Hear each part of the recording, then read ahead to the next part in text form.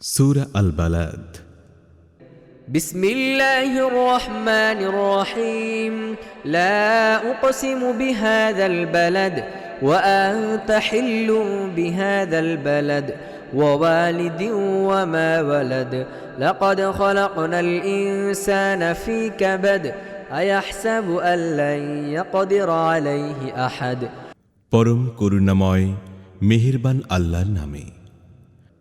না, আমি কসম খাচ্ছি এই নগরের। আর অবস্থা হচ্ছে এই যে, হে নবী, তোমাকে এই নগরে হালাল করে নেওয়া হয়েছে। কসম খাচ্ছি বাপের এবং তার ঔরসে যে সন্তান জন্ম নিয়েছে তার। আসলে আমি মানুষকে কষ্ট ও পরিশ্রমের মধ্যে সৃষ্টি করেছি। সে কি মনে করে রেখেছে তার উপর কেউ জোর খাটাতে পারবে না? يقول أهلكت مالا لبدا أيحسب أن لم يره أحد ألم نجعل له عينين ولسانا وشفتين وهديناه النجدين فلاقتحم العقبة وما أدراك ما العقبة فك رقبة أو إطعام في يوم ذي مسغبة يتيما ذا مقربة أو مسكينا ذا متربة সে বলে, আমি প্রচুর ধন সম্পদ উড়িয়ে দিয়েছি। সে কি মনে করে কেউ তাকে দেখেনি?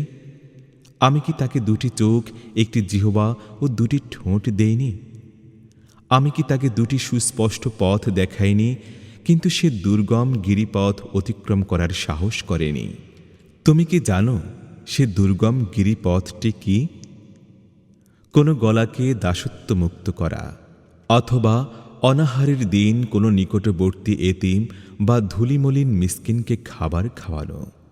ثم كان من الذين آمنوا وتواصوا بالصبر وتواصوا بالمرحمة أولئك أصحاب الميمنة والذين كفروا بآياتنا هم أصحاب المشأمة عليهم نار مؤصدة তারপর এই সঙ্গে তাদের মধ্যে শামিল হওয়া যারা ঈমান এনেছে এবং যারা পরস্পরকে সবর ও আল্লাহর সৃষ্টির প্রতি রহম করার উপদেশ দেয়, এরাই ডানপন্থী।